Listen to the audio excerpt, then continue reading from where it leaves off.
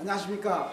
인터넷 신문방송기자협회에서 주관하는 2014년 순천 곡성 국회의원 보궐선거를 앞두고 순천 곡성의 희망을 이라는 주제로 후보자들과 함께하는 특집 대담 시간입니다.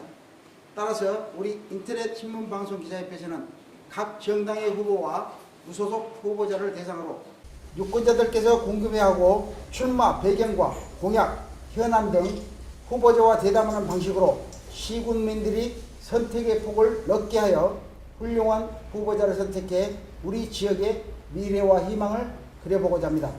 오늘은 네 번째 시간으로 기호 5번 무소속 김동철 후보를 모시고 여러분들과 함께 하겠습니다. 반갑습니다. 뒤늦은 출발이어서 타 후보들보다 더 바쁘실 것 같은데 이렇게 시간을 내주셔서 감사드립니다. 먼저 이번 선거에 출마하게 된 배경에 대해서 말씀을 해주십시오. 예. 제가 지난 20년 전에 쓴 책입니다. 이게 품질정치라는 책인데, 지난 4월에 우리 그 세월호 참사가 있은 후에 우리 사회적으로 상당히 많은 어떤 그 허탈감 또 내지는 피해감이 감돌았었죠. 그래서 저도 책을 다시 정리를 하기 위해서 펴봤는데, 놀랍게도 이런 대목들이 있었습니다. 잠깐만 읽어보겠습니다. 1995년 6월 29일 서울에서 가장 호화로운 백화점 삼풍백화점이 폭삭 주저앉았다. 대구에서 지하가스관이 폭발하여 온 국민이 경악과 분노를 채 삭히기 전에 일어난 일이라 모두 의안이 방문할 따름이다. 시간이 지나면서 고객의 안전보다 돈을 우선하는 업주의 상원과 행정관청의 무사안이란 대응 자세에 분노의 화살이 빗발쳤다. 대형 사고가 날 때마다 인재라고 호들갑을 떨었지만 그 시간에도 우리의 관료사회는 관행에 의해 불법으로 행해진 징계축을 눈감아주고 설계 자체가 편리할 대로 무단 변경되고 있었으며 지하에서는 은밀하게 뇌물이 오갔을 것이다. 그리고 서류상으로는 모든 안전점검 결과가 이상이 없는 것으로 작성되고 있었다. 어떻게 보면 최근에 우리 신문 한쪽을 보는 것 같지 않습니까? 이게 20년 전에 일어난 일. 그리고 우리 당국자들은 뭐라 그랬습니까? 다시는 이런 일이 일어나지 않도록 철저하게 원인을 규명하고 대응하겠다 그랬습니다. 이번에도 또 그런 사건 났죠. 저 세월호 참사 이후에 정말 우리 사회를 개조해야 되겠다 그런 생각이 많았습니다. 그러나 이게 우리 관료주의가 이렇게 극성을 부리고 있는 상황에서, 그리고 지역감정이니 지금 정신을 못 차리고 있는 상황에서 과연 제가 할 수 있는 일이 무엇일까? 신문에 칼럼을 쓰고 글을 쓰고 책을 낸 것도 중요하겠다 했지만 가장 중요한 것은 이런 선거에 국가의 어떤 그 주인으로서의 국민의식을 좀 확실히 심는 게 중요하겠다. 그래서 제가 지난번 교육감 선거에도 출마했습니다만 그때 출마하면서 하는 말이 제가 이 시대의 의병이 되겠다고 그랬습니다. 의병은 관군이 못하니까 일반 백성들이 일어나는 겁니다. 그래서 의병들은 무슨 계급이나 또는 무슨 자기 명예를 위해서 일어나는 게 아닙니다. 그저 내가 이 나라의 백성이기 때문에 내가 살던 곳을 잘 만들어 보겠다고 일어나는 것입니다. 제가 조금 늦게 출발했습니다.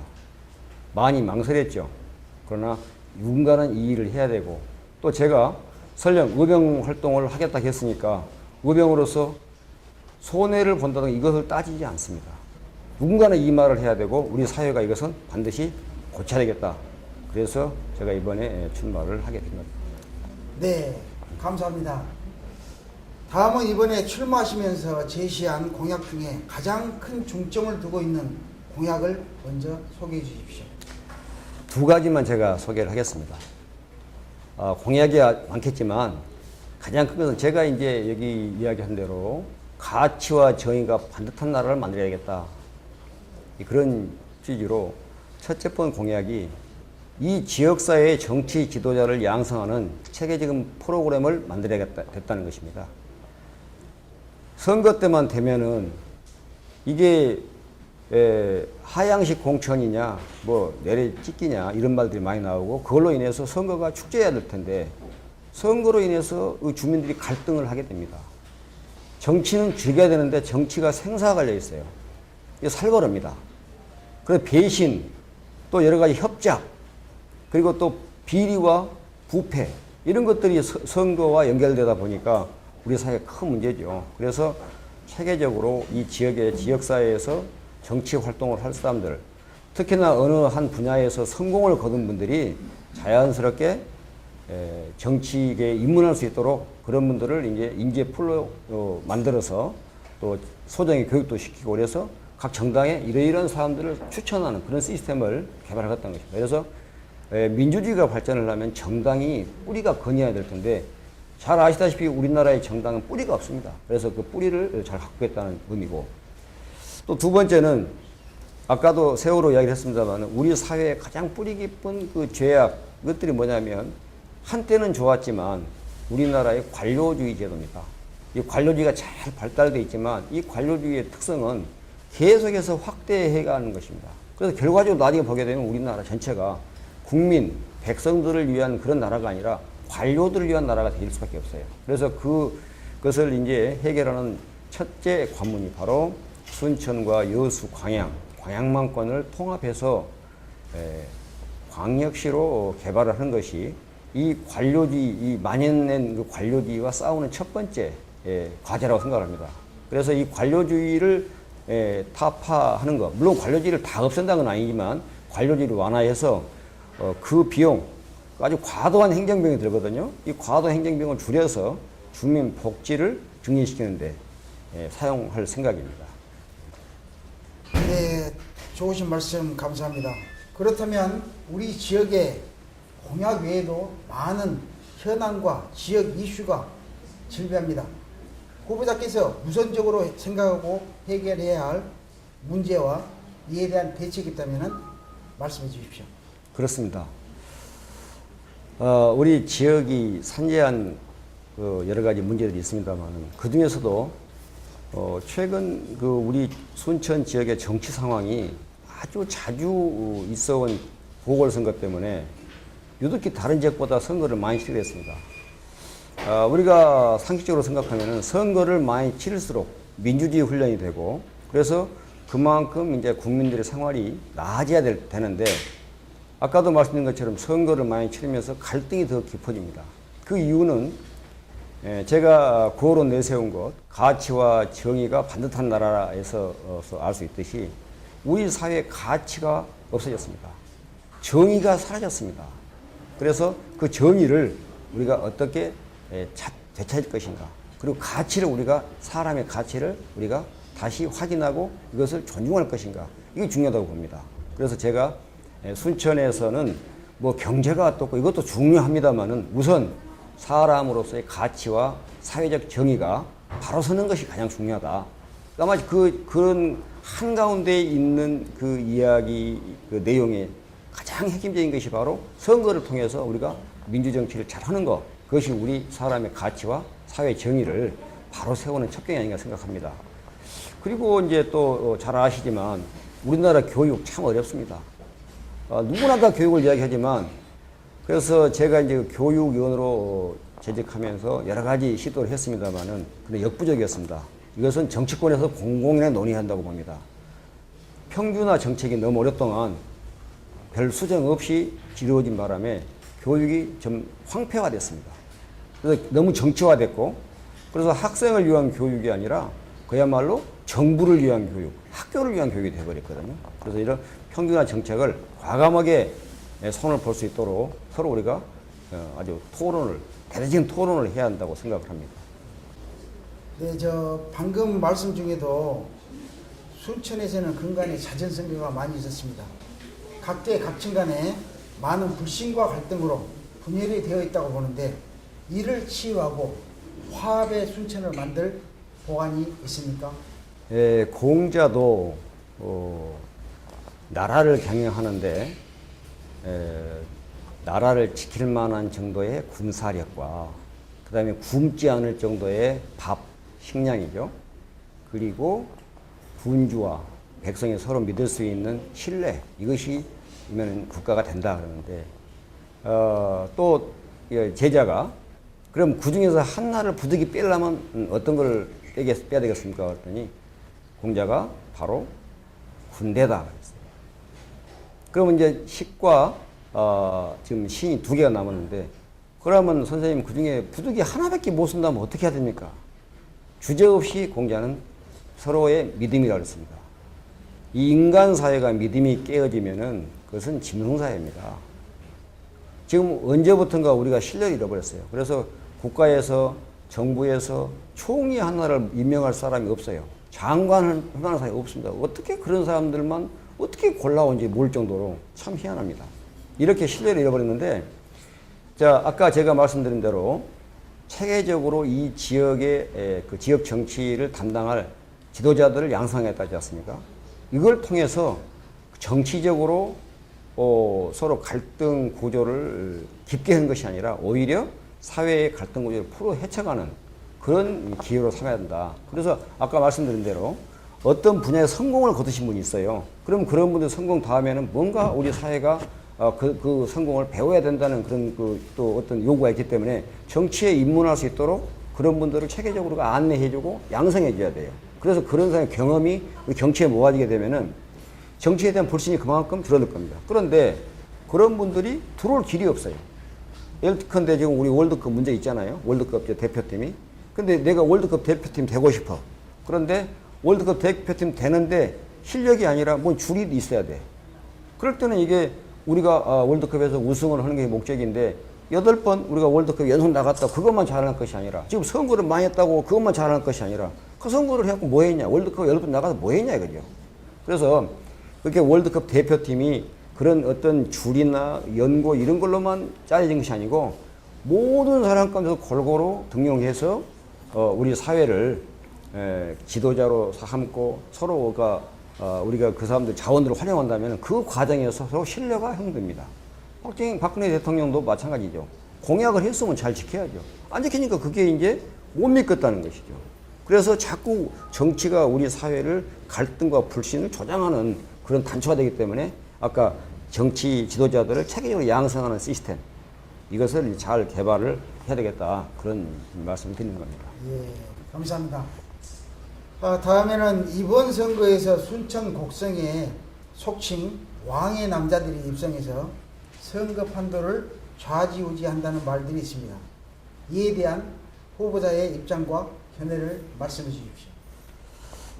우선 제가 그 견해를 말씀드리기 전에 조금이라도 어떤 그 민주심이라는 그런 그 양식이 있다면은 아마 시민들이 용납을 하지 않을 겁니다. 왕의 남자들이 뭐 왔다 그러는데 글쎄 어떤 의미에서 왕의 남자인가 모르겠습니다만은 그들이 섬기던 왕이 과연 우리 순천 곡성을 얼마나 돌아봤습니까? 그런데 그들이 와서 여기 내가 무엇을 하겠다. 이 국민들, 우리 순천 시민들, 곡성 국민들 우롱하는 거 아니겠습니까? 너희들은 그냥 우리가 시킨 대로 하는 거야. 그래서 제가 여러 가지로 생각건데 이것을 그건 아니다고 이야기할 수 있는 사람이 누군가 있어야 할 텐데 그게 누가 그걸 해야 될까? 누가 고양이 목에 방울을 달까? 그건 아니다고 이야기할까? 제가 그 고심 끝에 여러 가지 결단을 내린 겁니다. 자, 왕의 남자 내래 찍는 거 이것이 과연 우리 사회에서 용납이 되리라고 생각합니까? 그리고 뭐 돈을 갖다 폭탄을 갖다가 뭐 예산 폭탄을 붓겠다. 이게 누구 돈으로 그 폭탄을 붓겠다는 건가요? 자, 옛날에 형님 예산 뭐 해가지고 쪽지 예산 그러지 않습니까? 그렇게 해서 그 예산이 누구 걸 빼갔어요? 정당하게 일반 서민들에게 돌아갈, 지역에 골고루 돌아갈 곳을 갖다가 빼다가 한 것이기 때문에 그건 결코 좋은 예산이 아니에요. 그 갖다가 쓴 예산, 그 지역이 얼마나 잘 산가는 모르지만 그 빼앗긴 곳에서는 얼마나 또 이게 불신을, 갈등을 조장하겠습니까? 이거 똑같은 이야기예요. 우리는 그렇게 부당한 예산을 갖다가 쓰고 싶지도 않고 그 써서 우리가 부자가 될 것도 없습니다. 그리고 그렇게 고향을 생각한다면 좀 자기가 좋은 자리에 있을 때 어떻게든지 도울 수 있는 방법이 있었어요. 이게 마치 거래하겠다. 그래서 이건 제가 마치 내가 적금을 불렀는데 그 은행 한 사람이, 은행 경영한 사람이 부도를 내버렸어요. 부도를 내놓고 도망가 버렸어. 그랬는데 이제 그 부도를 낸 사람 밑에 비서가 제가 이 은행을 다시 잘 경영하겠습니다. 여기 적금 많이 해십시오. 따라 하겠어요? 그걸 지금 우리 사회에서는 아무렇지도 않게 그걸 다시 하자는 거예요. 이게 그래서 가치가 없고 정의가 없다는 겁니다. 그래서 제가 이 가치와 정의를 바로 세우는 반듯한 나라를 하겠다는 것입니다. 네, 감사합니다. 반듯하고 정의로운 말씀 많이 들었습니다. 마지막으로 유권자들에게 당부할 말씀 부탁드립니다. 네, 유권자 여러분, 우리 사회 참 어렵습니다. 가치가 혼란스럽고 정의가 사라졌습니다. 교육이 엉망입니다. 경제는 더더군다나 망가져가지고 살기 어렵습니다. 한간에 들리기로는 국민소득이 2만 6천 불이 몇 분이 하는데 그게 우리하고 무슨 상관이었습니까? 지금 가족이 함께 모여 살기조차 어렵습니다. 이게 옛날에 경제 성장했으니까 좀 나아지려니 했는데 경제 성장의 결과 지금 저희한테 남은 게 뭡니까? 무엇 때문에 경제 성장하고 우리가 그렇게 일을 많이 했습니까? 우리가 노예입니까? 그런데 그걸 가만보니까 남의 탓이 아니더라고요. 민주주의 사회에서는 모든 정책이나 선택, 정권의 선택은 우리 손으로 찍습니다. 우리가 노하면 노예 안 되는 건데 어떻게 그런 기회가 있었는데도 불구하고 우리가 이런 지경에 오도록까지 해서 이제 와서 한탄하는지, 그리고 또다시 왕의 남자가 같이 이렇게 하는지, 재벌들을 우리가 많이 보았습니다만 그들이 돈을 벌었을 때 그 돈이 우리를 좀 흐뭇하게 하던가요? 물론 들어서 우리나라 재벌이 잘 됐다는 게 좋지만 우리가 옛날에 금모으기 해가지고 부도난 기업들을 갖다가 공개자금 투입할 때 많이 했어요. 지금 가게가 어렵습니다. 재벌들이 돈 풀어가지고 우리 취업 많이 시켜주고 호주머니 채워주던가요? 유보금이 어마어마하게 많이 써도 절대 자기들 우리를 위해 쓰지 않습니다. 그런데도 계속 들려놓은 소리는 무슨 경제가 어려우니까 더 임금을 줄여야 되겠다 그러고 고용을 줄이겠다 그러고 그 환율이 어치고 이런 소리만 하고 있어요. 여러분, 이제 누구도 우리를 보상해주지 않고 우리를 도와주지 않습니다. 우리가 스스로 우리가 투표할 때 내가 이 나라의 주인이구나, 내가 이 사회의 어떤 주인공이구나, 그걸 생각을 해야지 남이 해줄 것이다, 재벌이 잘 되면 되겠지, 월드컵 팀이 나라가 다 이루어질 거야, 그런 생각을 하지 마시라는 것입니다. 그리고 우리가 이번에 다시 한번 각성하자는 것인데, 우리가 항상 기억할 것은 우리는 항상 어려운 가운데 역경 속에서 이 박차가 일어났습니다. 남이 우리를 불가능하다고 했는데 영국에서 그런 이야기가 있었지요. 한국에서 민주주의가 발전하는 것은 쓰레기통에서 장미꽃이 피는 것 같다 그랬어요. 그러나 우리 하고 있습니다. 이제 질적으로 품질 정치를 하게 됩니다. 그래서 제가 20년 전에 있었던 품질 정치, 이 속에 너무 하나도 이루어진 게 없어요. 그래서 준비된 큰 정치를 시작하겠습니다. 우리 희망을 가집시다. 우리 희망이 있습니다. 그리고 우리 민족, 위대한 민족입니다. 우리가 우리를 믿지 않으면 믿을 곳이 없습니다. 감사합니다. 네, 감사합니다. 이번 순천 곡성 국회의원 보궐선거는 지역 경제적, 사회적, 정치적으로 매우 중요한 선거이며 다가오는 7월 30일 순천 곡성 유권자들의 선택에 의해 엄중한 심판을 받을 것이라 생각합니다. 우리 모두 빠짐없이 사전투표와 투표일에 소중한 한 표를 행사하여 유권자의 의무를 행사해 주시기 바랍니다. 지금까지 대담에 응해주신 기호 5번 무소속 김동철 후보에게 감사드리며 시청자 여러분, 다음 시간까지 안녕히 계십시오.